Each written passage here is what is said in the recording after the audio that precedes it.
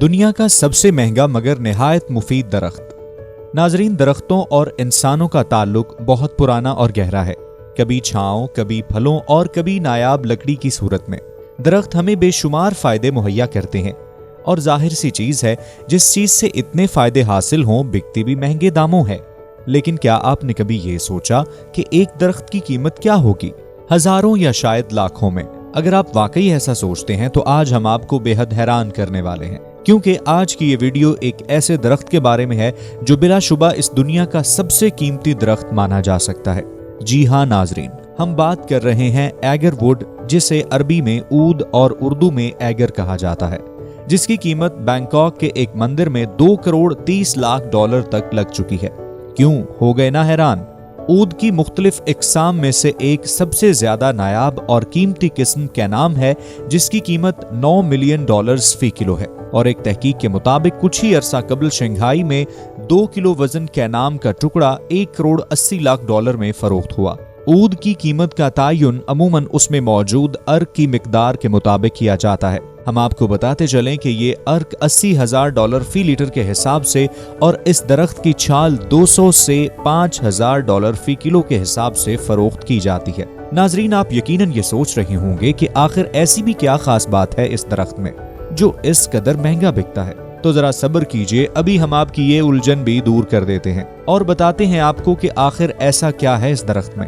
ناظرین، یہ ان درختوں میں سے ایک ہے جسے نہ صرف اسلام میں بلکہ ہندو مت اور بدھ مت میں بھی مذہبی حیثیت حاصل ہے۔ ہندوؤں کی مذہبی کتاب رگ وید میں عود کے تذکرے کے ساتھ ساتھ اس بات کے بھی شواہد ملتے ہیں کہ حضرت یوسف علیہ السلام کے دور میں عود کی لکڑی کو خاص طور پر ہندوستان سے منگوا کر خوشبو کے لیے استعمال کیا جاتا تھا۔ نہ صرف یہ کہ عود کے درخت میں اللہ نے انسانوں کے لیے بہت شفا بھی رکھی ہے، جس کا تذکرہ ہمیں حدیث شریف میں بھی ملتا ہے۔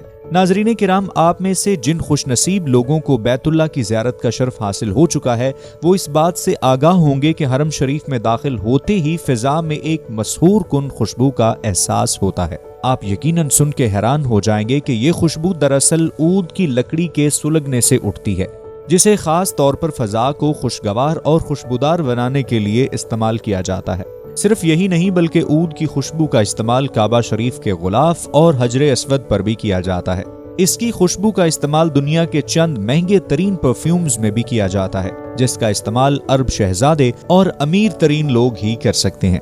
ناظرین کرام، اب ذرا روشنی ڈالتے ہیں عود کے طبعی فوائد پر۔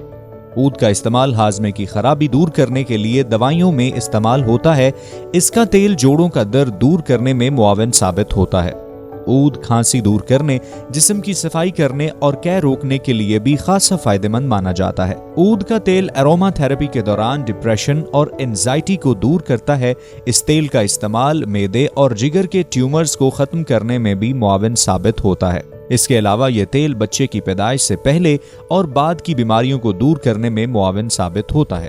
صرف صحت ہی نہیں بلکہ یہ تیل آپ کی خوبصورتی برقرار رکھنے میں بھی اہم کردار ادا کرتا ہے۔ جی ہاں ناظرین، عود کا تیل آپ کی سکن کو موئسچرائز کرتا ہے، جلد پر موجود جراثیموں اور انفیکشن سے لڑتا ہے اور جلد کو تر و تازہ اور جوان رکھنے میں بھی مددگار ثابت ہوتا ہے۔ اس کے علاوہ مراقبہ یا کسی بھی قسم کی ذہنی مشقت والا کام کرنے والوں کے لیے عود بے حد مفید ثابت ہو سکتا ہے۔ ہر گزرتے دن کے ساتھ عود کی مانگ میں مسلسل اضافہ ہوتا جا رہا ہے۔ آپ کو یقیناً یہ جان کر حیرت ہوگی کہ اس وقت عالمی سطح پر عود کی مارکیٹ 32 ارب ڈالرز کی ہے، جو یقیناً اگلے 8 سال میں دگنی ہو جائے گی۔ معزز ناظرین، عود کی اس بڑھتی ہوئی قیمت اور مانگ کی وجہ اس کی محدود پیداوار ہے، اور ایک اور مزے کی بات یہ بھی ہے ناظرین کہ عود کے سبھی درختوں میں سے خوشبو حاصل نہیں کی جا سکتی۔ علمی city on line school, Pakistan digital learning hub Pakistan میں پروفیشنل آن لائن کورسز کرواتا ہے۔ اگر آپ بھی گھر بیٹھے یہ آن لائن کورسز کرنا چاہتے ہیں اور اپنا ایک کامیاب کریئر بنانا چاہتے ہیں تو ابھی رجسٹریشن کے لیے ہمارے واٹس ایپ نمبر پر رابطہ کریں۔ بلکہ صرف 2% درخت ہی ایسے ہوتے ہیں جن کی لکڑی کو سلگانے سے خوشبو نکلتی ہے۔ دراصل ہوتا کچھ یوں ہے کہ جب ان درختوں میں پھپھوندی سے بچنے اور لڑنے کے لیے سرخی مائل مادہ پیدا ہوتا ہے تو ان کی لکڑی میں خوشبو پیدا ہوتی ہے اور ان کی قیمت بڑھ جاتی ہے، اور قدرتی طور پر یہ پھپھوندی محض 2% عود میں پیدا ہوتی ہے۔ चंद ममालिक में ये सुर्खी माइल मादा पैदा करने के लिए दरख्तों को मसनूई तौर पर इंजेक्शन के जरिए या तने में कीलें गाड़कर फंगल इन्फेक्शन करवाया जाता है। अमूमी देखने से ये पता नहीं चलता कि दरख्त में ऊद पैदा होगा या नहीं, जिसकी वजह से इन दरख्तों की बेदरेग कटाई जारी है।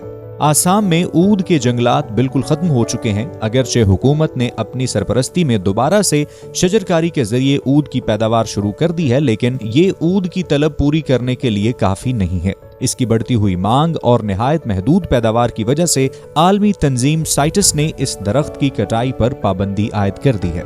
साथ ही साथ मलाइशिया और इंडोनेशिया भी इस अहमियत के पेश नजर ऊद की बरामद का एक कोटा मुकर्रर कर दिया है, जिसके लिए साइटस का जारी करदा सर्टिफिकेट होना भी बेहद जरूरी है। इतनी पाबंदियां और आलमी सतह पर इतने सख्त कवानीन होने के बावजूद ऊद की स्मगलिंग और ब्लैक मार्केटिंग जारी है। इस ऊद माफिया का गढ़ बैंकॉक की अरब स्ट्रीट को माना जाता है, जिसमें अंडरवर्ल्ड माफिया समेत पुलिस और कस्टम हुक्काम भी मुलव्वस होते हैं। दुनिया भर से लोग खुफिया तौर पर ऊद के दरख्त काट कर यहाँ फरोख्त करते हैं, जिनको खरीद कर ये माफिया महज वजन बढ़ाने के लिए इस ऊद में सीसे की मिलावट भी करते हैं, जो इंसानी सेहत के लिए बेहद खतरनाक है। ऊद की काश्त ज्यादातर चीन, श्रीलंका, जापान, कंबोडिया, भारत और थाईलैंड में की जा रही है। ये दरख्त 5 से लेकर 42 डिग्री दर्जा हरारत बर्दाश्त कर लेता है, जबकि इसकी बेहतरीन नशोनुमा के लिए फजा का दर्जा हरारत 25 डिग्री सेल्सियस होना जरूरी है। पाकिस्तान की आबो हवा और जमीन इसकी काश्त के लिए खासी मौजू है। पाकिस्तान के मुख्तलिफ इलाकों में मार्च और अप्रैल के महीने में ऊद की काश्त के लिए साजगार मौसम होता है। ऊद के बीजों को डायरेक्ट मिट्टी में लगाने से बेहतर है कि शुरू का कुछ अरसा गमले में लगा दिया जाए, ताकि इनकी अच्छी नशोनुमा हो सके। इब्तदाई चंद हफ्तों में पौधे को खुली जगह या फिर किसी खिड़की के सामने रखा जाए, ताकि रोशनी और हवा मिलती रहे। बीज लगाने के 3 माह बाद पौधा खेत में मुंतकिल करने के काबिल हो जाता है, जिसके बाद इनकी देखभाल भी आम दरख्तों की तरह की जा सकती है। ये दरख्त मुकम्मल होने में अमूमन 10 साल का अरसा लेता है, लेकिन आजकल महज 4 ही साल के बाद इसकी खरीदो फरोख्त की जाती है। आजकल मुख्तलिफ ममालिक में एग्रो फॉरेस्ट्री के फरोग पर काम किया जा रहा है, जिसके मुताबिक काश्तकारी महज चंद फसलों को उगाने का नाम नहीं होगा, बल्कि किसान अपनी फसलों के साथ साथ इस दरख्त की काश्तकारी करके अच्छे खासे पैसे कमा सकते हैं। ऊद, संदल, सोगवान और जैतून के दरख्त पुराने होकर पहले से ज्यादा कीमती हो जाते हैं, जो कि यकीनन आने वाली नस्लों के लिए भी सरमाया बन सकते हैं। हुकूमत को चाहिए कि अपनी सरपरस्ती में इन दरख्तों पर तहकीक करवाकर ऐसी वैरायटीज बनवाए जो मुकामी माहौल से मुताबिकत रखती हों और इनकी काश्त के लिए मौजू तरीक़ाकार अपनाकर किसानों को भी बाकायदा तौर पर तरबियत फराहम की जाए, ताकि एग्रो फॉरेस्ट्री से ज्यादा फायदा उठाया जा सके।